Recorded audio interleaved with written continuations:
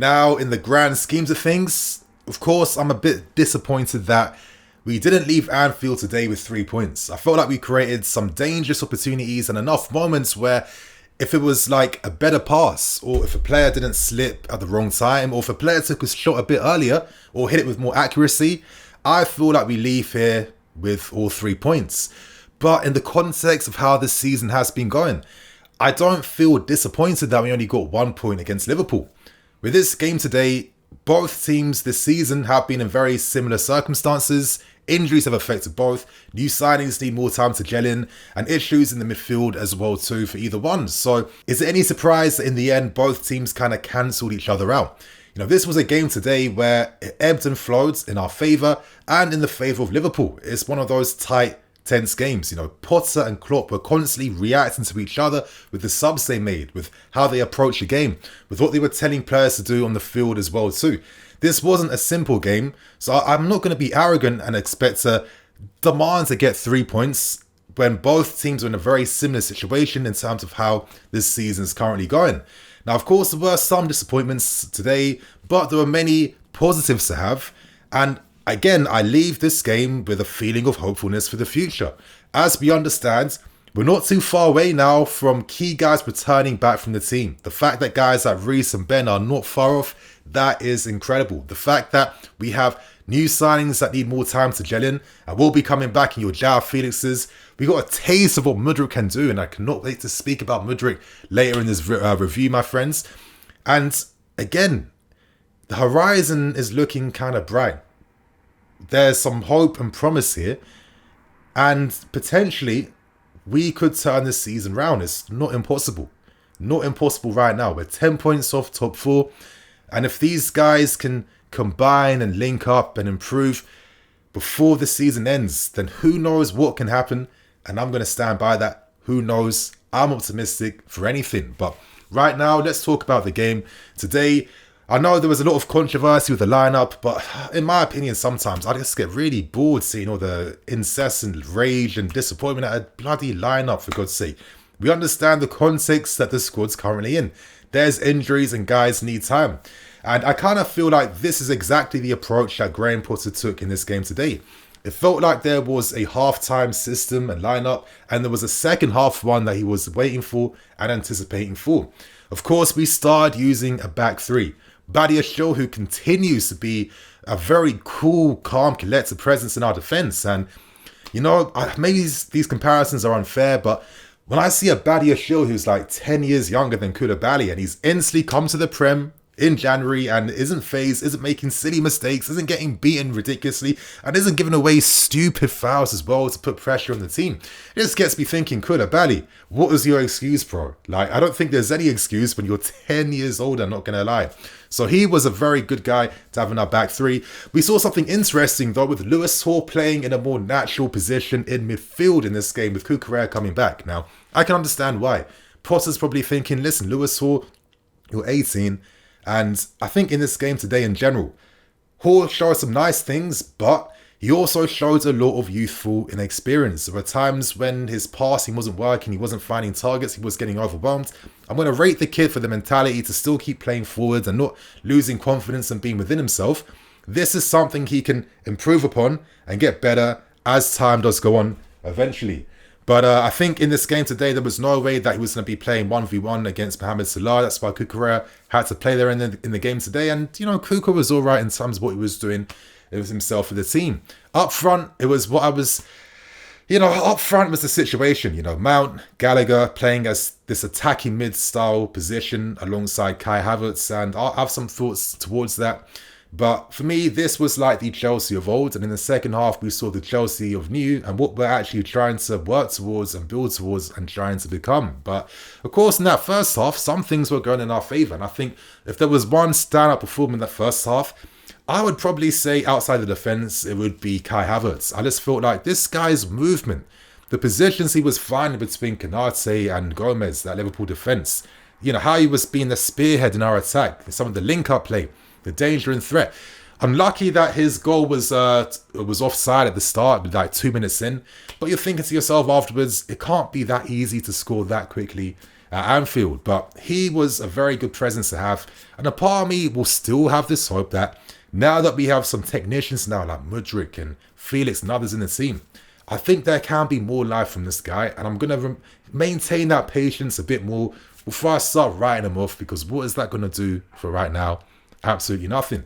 But I felt like for 25 minutes, we were the better team versus Liverpool. But then for the final 20 minutes in the first half, the game was away from us in that sense, but we were forced all the way back. Liverpool's pressing structure was too good. They were overloading us in the central areas. You know, you had 3 Liverpool guys on our 2 guys in the pivot, and Lewis Hall and Jorginho, and there was no real passing connections. There was nothing to really link the midfield and the attack. The attack was becoming more isolated. The only outlet to help us play out was Hakim Ziyech dropping all the way back to be like a right wing back at times to help us play forward.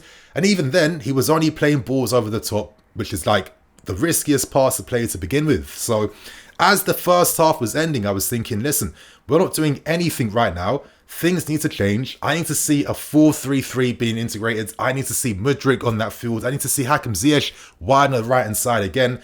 We need to play in Liverpool's half a bit more like we did in the first 25 minutes. And thank God, of course, after probably 10 minutes of mediocrity, actually mediocrity is hard, 10 minutes where we couldn't play out again, Graham Potter finally made the substitution. The sub we were all waiting for collectively as a fan base, and Mykhailo Mudryk made his debut today in Anfield. And I'm not going to lie, that debut today, if there's one thing that I leave the game with after seeing Mudryk's performance, is that whenever he is on the ball, you get this great feeling that something is happening. Something can come from him. He will make something happen. And I love that in players.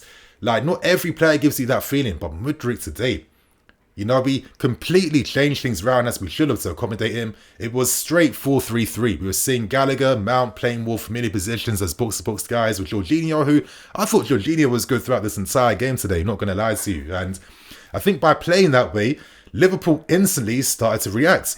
They started to drop their lines back. We were able to get back in the game more. We were able to get our midfield back into the game as well. And not going to lie, the threat I was seeing from not only Mudryk, but also Hakim Ziyech as well. Like, the guy nearly did the Galazzo of life.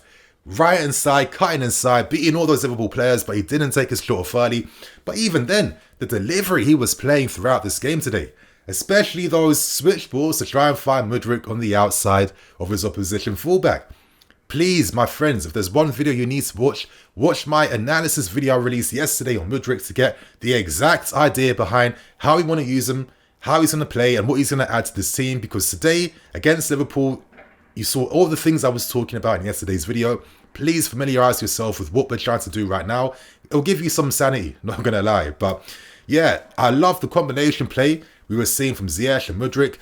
But wow, Mudryk I nearly thought he was going to do it, yeah, and steal the headlines and make it 1-0 towards us. That piece of play, that quick footedness, you know, a little nice 1-2. Then on the instep of his foot, cuts inside and shifts the ball back to his left foot, and then takes a shot of his left, and it nearly goes in the net away from Alisson. That was sick play, and that is the type of skill and individualism that we do not see very often. Like, one of my frustrations with using attacking mids, like when we're getting midfield players to play as attacking mids, I think guys like Gallagher and Mason Mount, they're not in the team to bring creativity or to run at opponents. They're in the team for their third man runs when they're playing in those positions, and I don't like that. And I don't think it's effective enough. And I kind of feel like maybe that's one of the reasons why Mason Mount is definitely like having a form dip at this point in time. I feel like at 23, 24, he should be playing in a set position right now. To this day, he's still playing up the field sometimes, a bit deeper. It needs to stop. It's not doing favours for anyone whatsoever. There was one moment in that game where Mason Mount in the left channel played a ball first time in behind for Mudryk. And that stood out to me. Why? Because there were countless opportunities for guys like Gallagher to release him, or players like Cucurella to release him on the other side, and they weren't doing that. Mount, if he can find himself that set position deeper on the left side of a midfield 3, he is the guy that will connect those guys and play the balls in behind to your speedy, more attacking, creative players. But regardless, this was a poor performance from Mount today. Just in terms of the quality, it's natural. I mean, every season he does hit a form dip. I'm not one of these guys that's gonna like, oh, Mount, get him out the team, and all this nonsense. I mean, the scapegoatism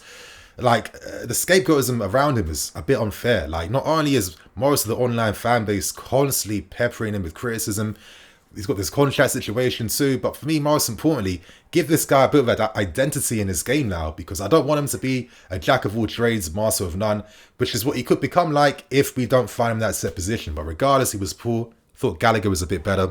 But again, there was potential in that second half performance. Things could have happened. We could have done things. And it just gets me thinking, once the big boys are injured, get back into this team, yeah? Like, for example, imagine if Reece James was playing alongside Hakim Ziyech in this game today. I mean, Ziyech played another fantastic game. You know, form continuing off that game versus Crystal Palace. If he had a partner in crime down that right-hand side, how much better can he get? And I think it's the same thing down that left-hand side as well too. You know, Mudryk today gave us an incredible glimpse and taste of what he can bring, what he can do. Like, if he's not running at opponents, how many like sick and sexy like little reverse passes in behind to find runners was he making as well too? He's not one-dimensional. Like, we had Timo Werner before, whose pace would just cause instant fear in teams, yeah? But Mudryk has the movement, he has the speed, but a football brain, football IQ, dribbling ability. Look at the positions he found, constantly on the outside, on the left-hand side. Was it any surprise that James Milner gets booked within the first 5 minutes with his introduction? Absolutely not. And of course, then Klopp had to react and then bring on Trent Alexander-Arnold to help cope against Milner. But wow, some of the threat down that left-hand side he brought instantly brought the game back into our favour, forced Liverpool back, allowed us to play forward a bit more as well too, and the chances came. And maybe in a different occasion, when maybe there's a bit more confidence behind how we're playing, what we're doing things, maybe we get some more luck in our way. Before I end things, I thought Chukwuemeka replacing Mason Mount, which had to maybe have happened a bit earlier. Loving these cameos that Carnes is showing when he comes on. He's unlucky that some crucial times, it's the little slips. I don't know why guys kept slipping so much in Liverpool's books near the end, but just the combo plays and the transition, that's what he should be doing. Not going to lie. The little 1-2s and the movement in behind. I thought there's a lot of promise behind this guy. And yeah, I feel like if Lewis Hall's getting opportunities, I think it should be soon that Chukwuemeka gets to make another, you know, proper first team appearance in the team. And let's see what this kid can really do. But for me, this was a fascinating game. Definitely a lot to talk about. Very even game from both teams. I don't think both teams are going to leave here on... Actually, I think both teams are going to be unhappy because they wanted to get the 3 points to kickstart their seasons for sure. But in the grand scheme of things, this isn't going to be our defining game like we first thought it was. We have a lot of things to look forward to. Mudryk, we'll see him next week again. And of course, João Felix coming back very soon. And everyone coming back soon, my guys. So that's my match review. Hope you guys enjoyed. Share your thoughts and opinions. And on that note, I'm Nini FC. This is BlueLionsTV. I'll catch you guys later with some more videos. Cool.